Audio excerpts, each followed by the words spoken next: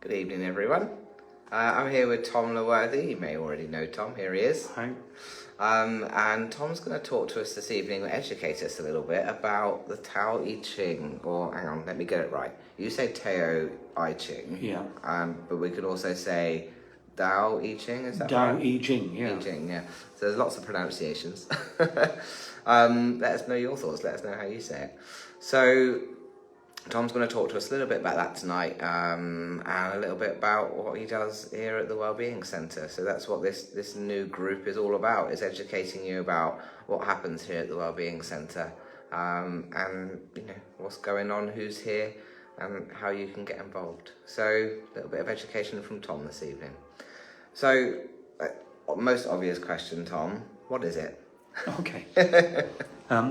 This is the I Ching, and it's ancient Chinese wisdom and prediction and fortune-telling system that Chinese have been using for about 3,000 years now, and they still maintain it is for prediction and fortune-telling. But I reckon that since I've been doing it, it has a different use and a more personal use that we can all use. And even though it maintains some of its prediction side to it, we can also use it for self-development and also spiritual awareness. And the whole system is quite complicated, but through my book, we can have a quick look at how it works and what it's doing. And basically, what you do is that you pick out one of the symbols, one of the hexagrams, and what it does, it slows everything down so you can have a good look at who you are, what you're doing, and what you want. And when you get to see objectively what you're doing in the world and how you're thinking, then you can make changes if you want to. And the book will advise you either to go slower or faster. The book will advise you on the best way forward. And that best way forward is called the Way, or Tao, or Tao. And that way is one of inner peace, less effort, and more awareness. We like less effort. Less effort, definitely. So you teach a 4-week course here, Yeah. to introduce people to this and the method. Yeah. Tell me about that. What's going on with that? Okay, well, this is for people who know nothing at all about the I Ching. And over 4 weeks, in the first week, we'll get people up and running so they can select a hexagram, get a reading, so they can find out about themselves. Then in the second week, we start to look at why the system works, and that's to do with the trigrams and the hexagram symbols themselves, and what makes them tick and how we can use them. And in the third week, we get to a more specialised area, and that's to do with natal hexagrams, having a look on your position on the map of life, which is a scheme of the 64 hexagrams that are set out in a certain order, so that when you have a reading, you can see where you are on that order, what's next and what's behind you. And that is giving you a look at who you are from the inside, if you like, about how you're really feeling, what you really want. And that puts people on a different course, if you like, to accomplishing what they wanted to get out of life. And then in the fourth week, then we get into the Tao and what that means and how we can use that. And this Tao, the Way, there are a few simple principles about it, and that's mainly to do with taking your time, giving everybody else plenty of room. And in a way, when they say about the Tao, they occasionally say it's like doing nothing. And that's kind of how it is. You don't interfere. You don't involve yourself in other people's problems. You just keep yourself to yourself. If you're required to do something, then you can do that. But otherwise, it's a simple and direct way through life. And when you get all your all your questions answered with the I Ching, then your mind starts to free up, and a couple of weird things happen. That when you get all your questions answered, it does free up your mind, and it gives you a certain inner peace, if you like, or a certain assurance. And the other amazing thing is that since I've been doing this, I find that the hexagrams, even though you're throwing for the present moment always, they do have a tendency to look ahead, because the hexagrams change and they move on. they do look ahead, so that when you're doing a reading, not only can you see how you're doing now, but it'll advise you about what's coming up in the next week or so. So it's quite a fascinating process, and how it knows where you'll be in a week or 2 weeks' time is a fascinating process.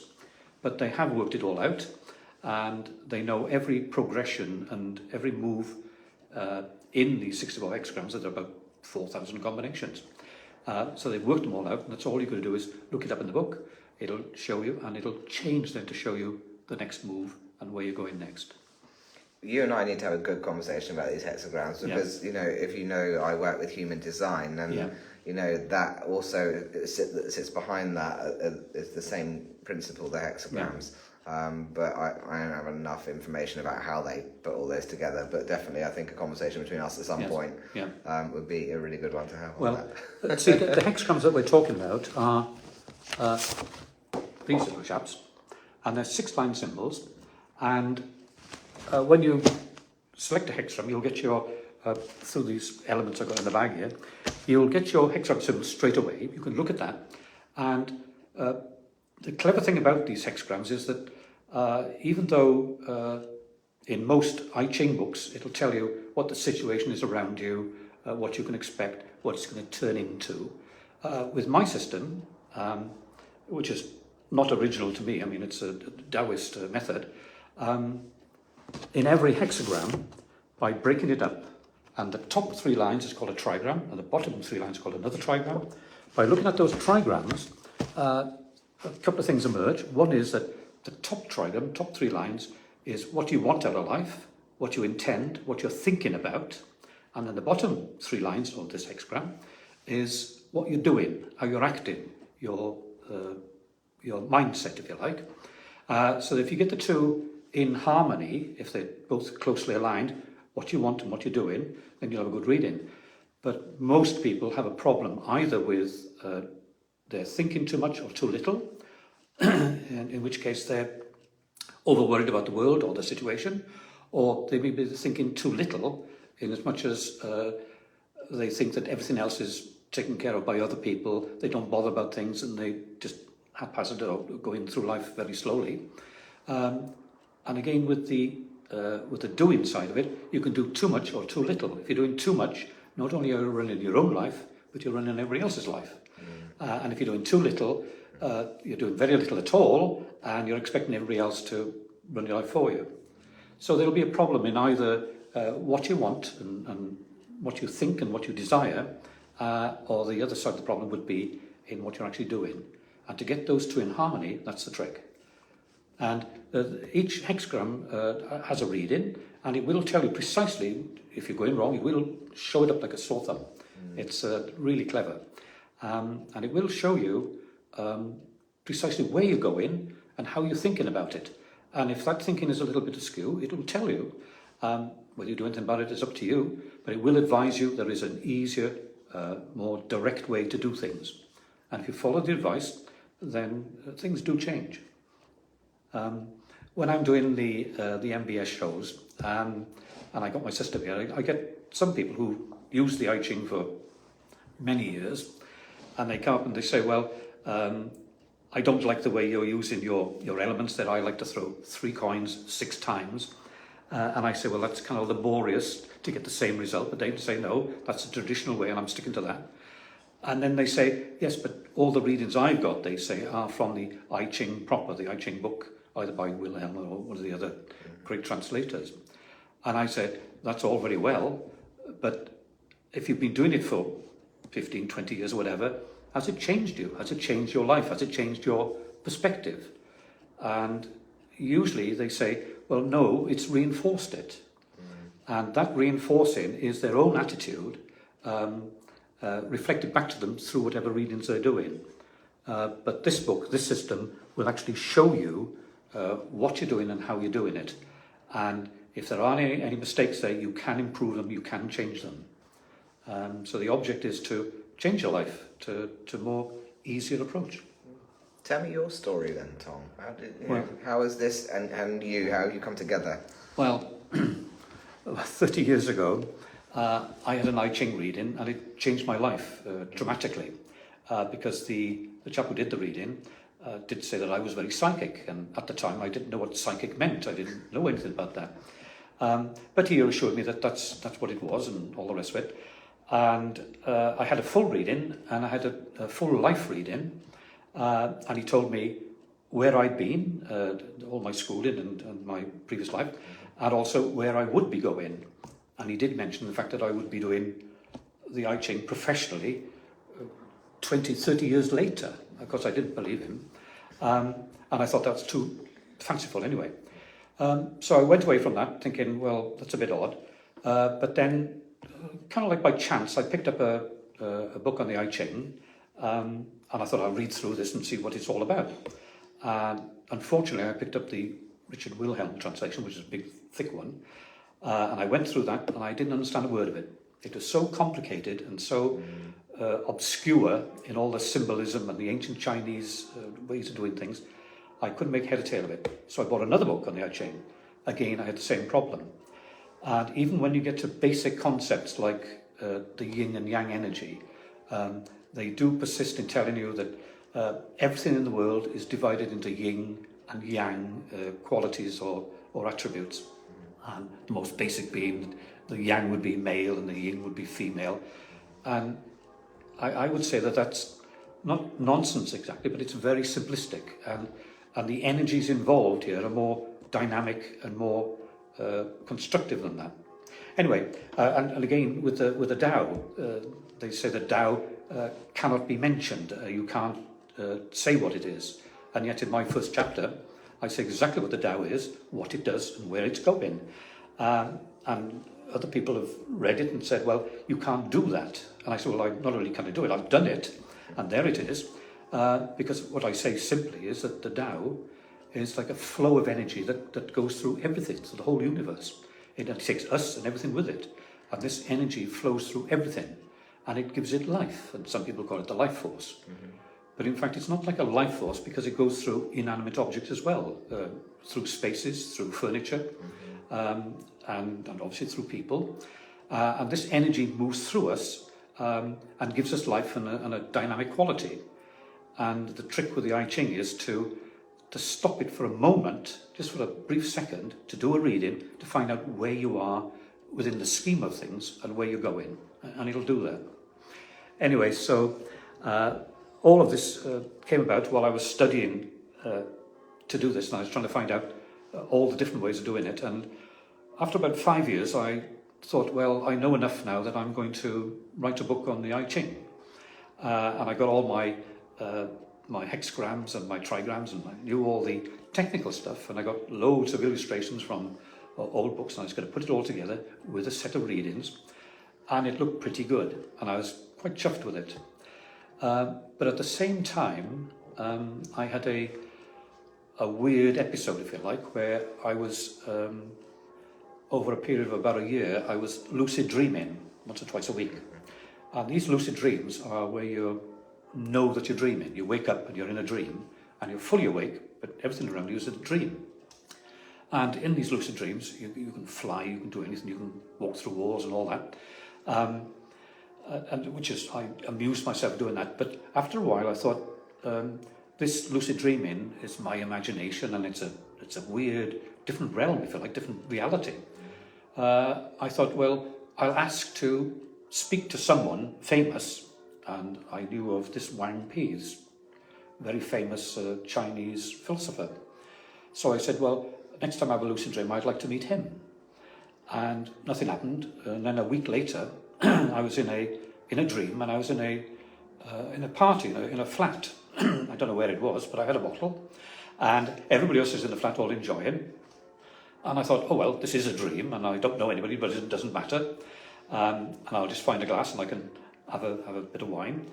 But in the corner was a Chinese gentleman, only about 5 foot high, but in full Chinese outfit with a fun hat on. So I goes up to him, and I'm thinking, this is my imagination, and I points to him and says, I know who you are, thinking it's this Wang Pi, the great philosopher himself. And he looked at me, and he points back to me and he says, no, he says, I know who you are, pointed straight back at me. Now, normally in dreams, everybody's dreaming, so you don't get a a response from anybody. They're all in their own head dreaming. But this chap was fully awake. He says, yes, I know who you are. And I thought, oh, well, fame at last. I mean, someone recognises me. And he says, yeah, you're the bloke who's trying to write this I Ching book. And I said, yeah, of course. I know all about my hexagrams and my trigrams, and I've got all my illustrations, and I'm ready to go. And he said to me, you don't have a bloody clue. You're absolutely useless. And I said, no, I mean, I know all my stuff. He says, you don't know anything. And I says, okay then, if you can tell me, what is it? And he says, oh, I'll tell you. And he went, a gesture like that. And it was so profound and so moving, it shook me awake. I woke up straight away. And I knew exactly what it meant. And all non-verbal stuff, but I could write it all down. In fact, the first half dozen chapters of the book are what was communicated to me in less than a second. And it is about this flow of energy and how it starts and how it flows as it comes back. And he said the whole principle of it is energy. It's not about prediction and it's not about self-improvement. It's about this energy and how it flows. Because once you see how it flows, then everything changes. A week later, he turned up again and he had a bag of these. And he showed me how these work, these elements. And I thought, at the time, oh, that's a brilliant way to use it. But when I wake up, I'm not going to have those. And there's no way I can invent them. It's quite a mathematical formula to work out how all the things can match up and everything. But I woke up and I thought, well, there's no way I can do that. But I did do a little diagram. I thought, oh, I'll just pretend. And I wrote down all the hexagrams and a diagram and I just filled it in. And I built a prototype and I'm still using it. And it worked perfectly.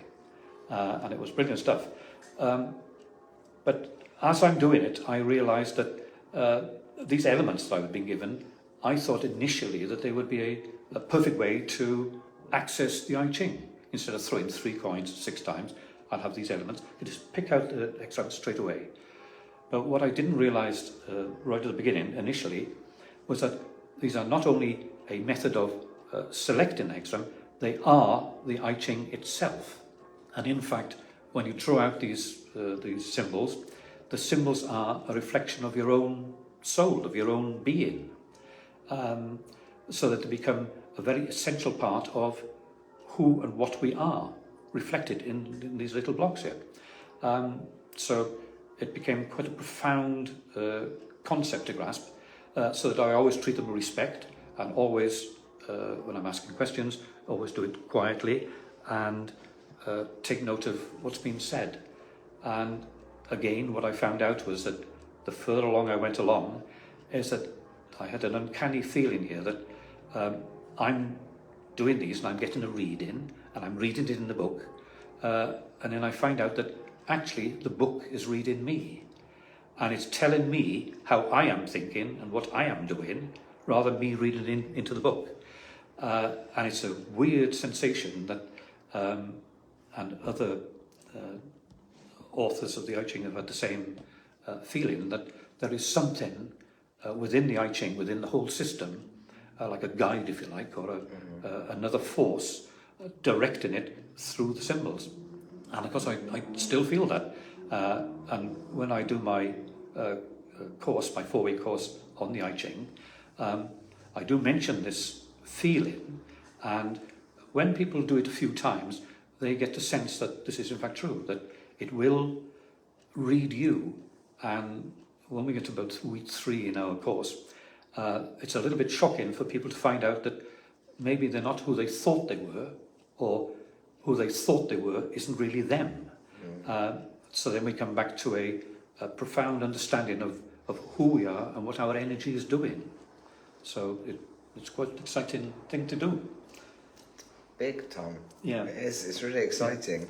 And I know you use it in human design. Yeah. And I notice you've left a copy out in the storeroom there that I've had a thumb You've had through. a peek, haven't you? And Yeah. I know there that he's taken a few liberties. The readings for the hexagrams are correct. He's taken a few liberties by joining disparate hexagrams together to make his point. But I think that with a lot of the I Ching, it is about, what they say it's about is like developing a state of awareness, if you like, when in fact I think it comes really back to the present moment, and it's how you are now. And when you see what you're doing right now, how you're feeling right now, the notion of you seeking perfection or spiritual awareness or anything like that, that kind of takes a backstage where you can actually work on yourself and how you're actually feeling and what you're thinking right now. So it's very much to do with the present moment, and not a thing that you can study and get better at and know all the rules, because you can't find those out. You have to learn them as you go along. And as you go along, you're always in the present. And it's that present moment, it's when you do the reading that, in a strange way, everything stops. And you get to look at where you are, what the energy's doing, and then you can take it from there. It sounds complicated, but it's a very simple and a direct way of asking yourself, actually, stopping and asking yourself, where are you and what you're doing? And it will advise you, and if you have a particular problem, you could ask about that, or a concern, or in fact, if you've got a project on the go and you want to know, or a new job, you can ask how that's going to turn out as well. So I think that really I mean, I've had a reading with Tom, and the concept of using the elements, you know, and then referring to the book is actually very simple. But then the concept that sits behind it and the impact that it can have on your life is huge. Like, that's the bigness of it and the vastness of it. This isn't just like a fun to do, have a little reading thing. This can be really implemented and used as a lifestyle tool, and a tool to better understand yourself, your purpose, your current state, your future state, you know. And as you say, it's something that you kind of use. It's not, you know, daily, consistently, routinely.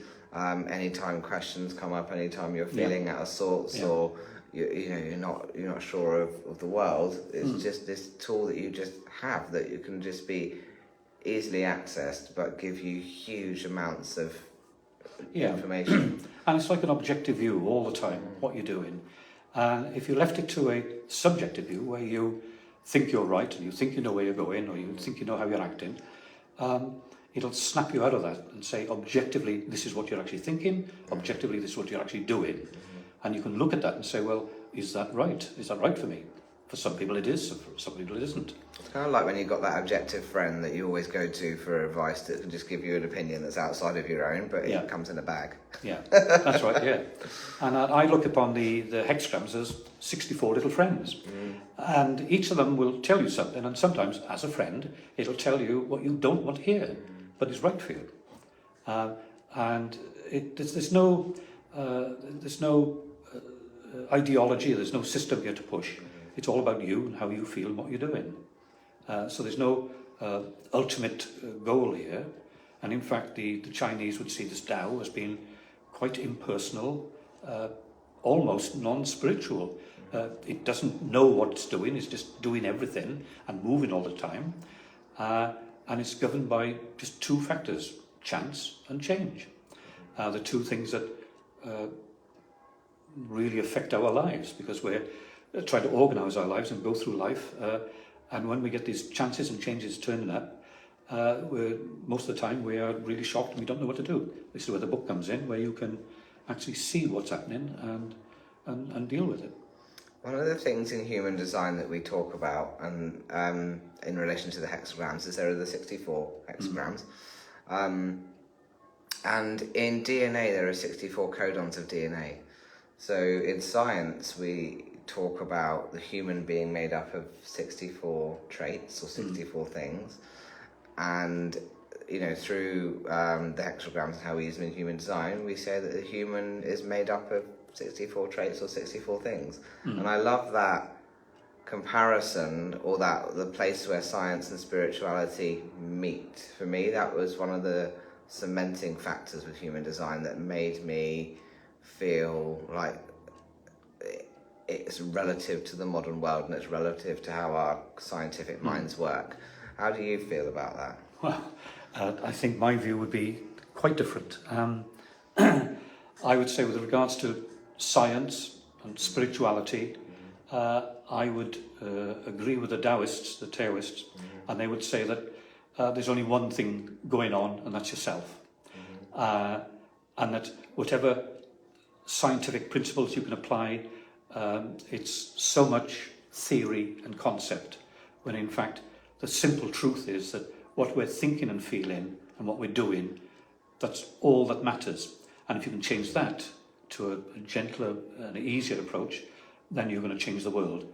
But having more than that, like having an explanation or a meaning or even a purpose behind it, then you get into a dangerous worldly situation where everybody is fighting everybody else because each person has the right principle or the right view, and it gets a bit nasty. But if you come back to the personal, and the less, in a way, the less understanding you have, or the less intellectual rigour that you apply, and the simpler you get, coming back to yourself, you get closer to a central theme of the Taoist thing, which is this taking things easy. But it's more than that, it's more like an appreciation, where everything becomes important, and everything around you, and everything that you do, has a meaning for you, and how you regard it, and how it regards you. Then a whole dialogue turns up between yourself and the world and other people, that is above and beyond social interaction, if you like, or political interaction. So I tend to stay away from all the explanations and all the theories, and keep to a very simple premise that whatever I'm thinking, whatever I'm doing, that's what's making everything work. And if I had, shall I say, silly ideas in my head or profound ideas, then I need to look at those and see if they are effective and if they are good for me and good for everybody else around me. I like that. Well, the truth is, I guess we only really have the self. So, yeah, that's really interesting. Thank you. I like that view. Tom, this is your opportunity. Like, do you have anything else that you want to say to people? Do you want to promote the things that you do? Like, go for it. Take the opportunity while we're here. Oh, thank you. Well, what I'd say is that the I Ching book here, that'll answer any question you have about what you're doing, where you're going, what you need to know. It'll answer it, and it'll give you an objective view of what you're actually doing. I've been using this now for 20, 30 years now, and this particular one for 15 years. And it's an excellent book. And anytime I've got a problem, or anytime I'm overthinking things or underthinking things, I will just pick up my bag here and I'll draw the hexagram, and the hexagram will tell me, it'll show me where I am. And sometimes it's assuring, sometimes it's a little bit awkward, when it says that awkward times are coming up. Don't always get what you want to hear. And I will be prepared. So in a way, it may assure me, but it also advises me and lets me know that, well, in an odd way, everything's taken care of. And that's what the Tao does. It takes care of everything, regardless of how we think and feel. And when you go into those kind of notions that we're somehow looked after, then things do get a lot better. Anyway, so the book, the I Ching, is something quite wonderful, I think. And if you want one, and then your bag of they come with the book. The elements come with the book. Just ping a message on here or reach out to Tom. Yes. And he can arrange that for you. So you're doing your 4-week courses here. You're currently on week 2 of a block, so we'll be a new course in the new year. Yeah. And you can do private readings. I do private readings as well. Yeah. Great. And we have a book. Perfect. Okay. Tom Services. There you go. Where's the next place we can catch you? Because you're doing a Mind, Body, Spirit fair this weekend. Yeah, Hailing Island, and then 2 weeks' time, then we'll be in Chichester. Yeah. Great. So keep an eye out for Tom on this page. He'll be posting his services and his stuff, and his courses and things. And this is what this is all about. This whole new group that we have is for sharing that community, sharing the things that we're offering here, bringing you guys in, educating you, allowing you to be involved and to get something great out of it. So thank you, Tom, for being our first speaker. And our aim now is to be every Monday evening at 8:30 p.m. we have a new guest speaker. So here's to next week. Yep. Thanks so much, Right. Tom. Thanks. And goodbye, everybody. Have a nice evening.